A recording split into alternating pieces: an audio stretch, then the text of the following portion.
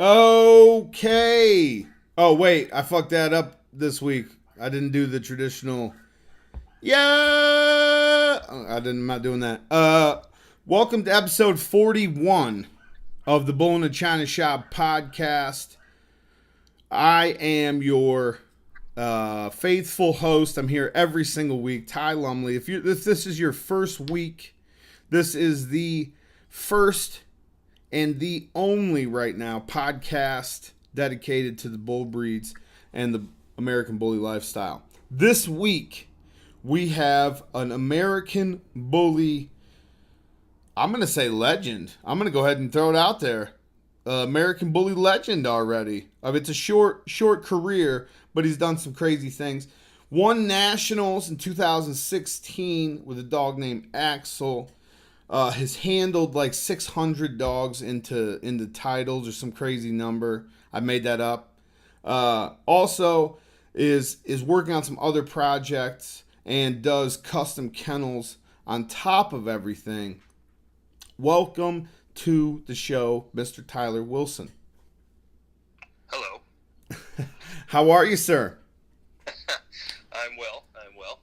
Just so everybody that's listening knows, I tried to get this motherfucker to do a podcast when we took a 4-day trip to California and we drove. All right. Would have been awesome. We could have done like 3 hours on the road. We had some crazy good conversations too with Jamie Whitehall there.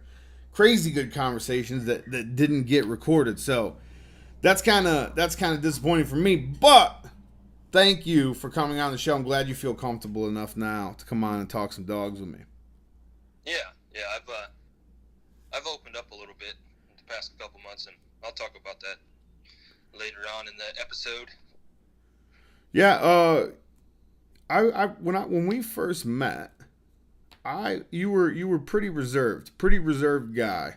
Not really a lot of words coming out, to be honest with you. But I think that's part of why you're successful now is because you just were. I feel like you were just watching and trying to soak up as much of whatever conversations were going on or whatever was going on. Because when we first met was at a show. So there's a lot of things going on. And you've been handling animals even before dogs also. So when did you get your first dog? Your first, whether it was an American bully or whatever breed. When did you get your first dog and what breed was it? Well, I mean, my dad actually had a litter of Rottweilers 2 days after I was born, so I've been around dogs my whole life. He had the Rottweilers, and I obviously don't remember much of them, but like when I started, my earliest memories of the Jack Russell Terriers when we had working Jack Russells and did the Hutt Trials and barn hunts and things like that. So it's been kind of a forever thing for me. Now you say the Hutt Trials and barn hunts. Explain to the listeners what those are. Yeah, so the Hutt Trials, basically they were judged, but a judge would come with us out into the field, and the dogs would go hunting, and they were judged based on their performance in the hole, and we had to have different quarries, the prey, we had to have three different animals, each dog being judged, and that was kind of our show, quote unquote. We did do some conformation shows as well, but it was mostly the working dogs for us. Right. So so what you started with dogs at 2 years old, but when was your first official, like, this is my dog? Whether you earned it or whether it was a gift, or I'm sure there were dogs everywhere if your dad was breeding the whole time. So when was that, like, what was your first, like, this is mine? My earliest memory of like my own personal dog, his name was Tyson. He was given to me by a lady named Char Smith. She was really, really big into the JRTCA association. and I have no he was idea more. what that is. It's like the Jack Russell Terrier's ABKC basically. Oh, okay. I see what you're saying. They're AKC. I don't think they are. Either way, they're registered in the UKC or the AKC. I can't remember which one. But then they also had their own separate deal, and that's where like the ground or the field trials and the go to ground stuff like that was incorporated into the breed. But yeah, she had given me that dog, and I did some confirmation shows and did all the training with the dog, and that was really kind of my own dog, that was actually mine. Excuse me. So that dog there, is that basically what you started on, and as far as like the field trials and stuff, or were you doing it before with your dad's dogs? Yeah, we were doing it before.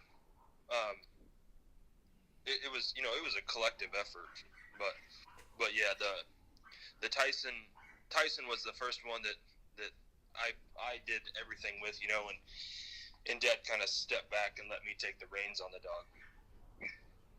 That's dope. I mean, we've all got that dog that we started with, We've all Yeah. got that for me it was a dog named Sherman.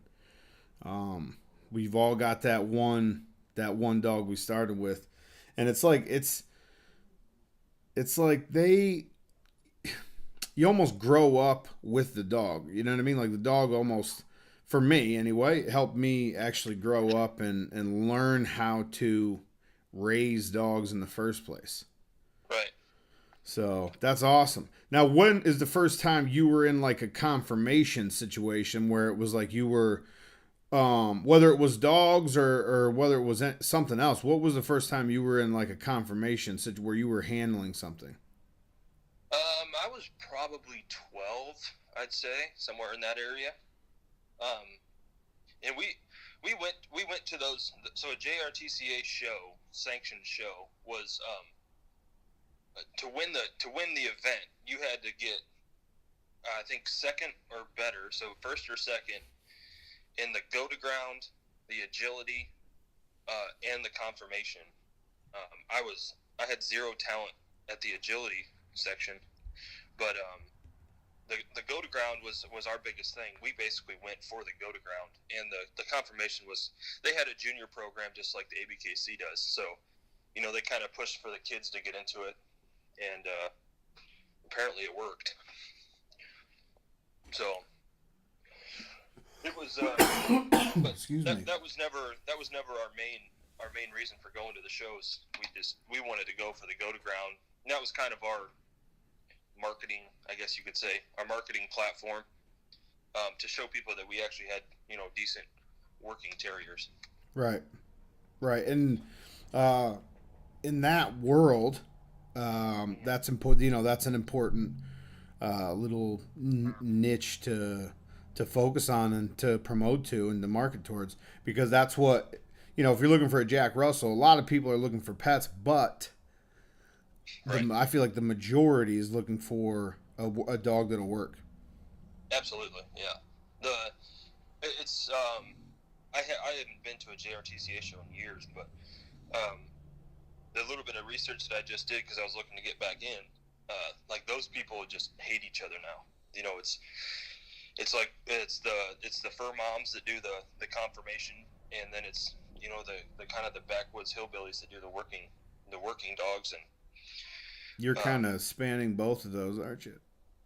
yeah, You've kind of got your foot in both on both sides of that. Maybe not with the terriers or the smaller dogs, but definitely with the American Bully. And we have, before I got into the American Bully, there was a lot of, when I paid more attention to American Pit Bull Terriers, there was a lot of that in that world too. A lot right. of the confirmation side of things, and then the people that work these dogs. So I've definitely seen that. It's interesting. I think it's entertaining, to be honest with you. Yeah, the only part of it that actually makes me a little bit mad is that they breed for two different dogs. Right. So the the conformation people take basically all of the drive out, and they're breeding trait to trait. When we bred jacks, we didn't necessarily care how they were built. They just had to have a small chest, and it was called spanning the chest. So if you could put your hands around their chest and your fingers met at the top and at the bottom, that was a good dog. And obviously had the drive in and the want to work. Right. That was the way we put breedings together. And it wasn't it's a pretty drastic contrast to what we're doing nowadays. Yeah, it's a little different. There's a little more involved, I'd say, but the only thing that we had to worry about was, like I said, the span of the chest, and they had to be 90% white. So, like, if those two criteria were met and they had the drive to work, the breeding happened. And but we probably wouldn't do anything at a conformation show, but then a conformation dog couldn't come in the field and work. Right. So it kind of got, when everybody kind of started fighting and hating each other, is when the dogs really kind of suffered. It separated the completeness of the dog. Yeah, it drove a big wedge down the middle of the community, it sounds like. Yeah. Yeah. Have you ever, now we've all seen these videos on YouTube of these rat dogs working, where farmers are just overturning earth or cleaning out a stall or cleaning out a corral, where they're just dogs everywhere, and rats are coming out of these holes, and these dogs are literally, they don't even have to be told anything. Nobody's pointing at rats. Nobody's showing these dogs anything. They see a rat come out of a hole or a rat sticking out of a hole, and they get it. It's over. Yeah. Have you put your terriers through something like that, paces like that? Oh yeah.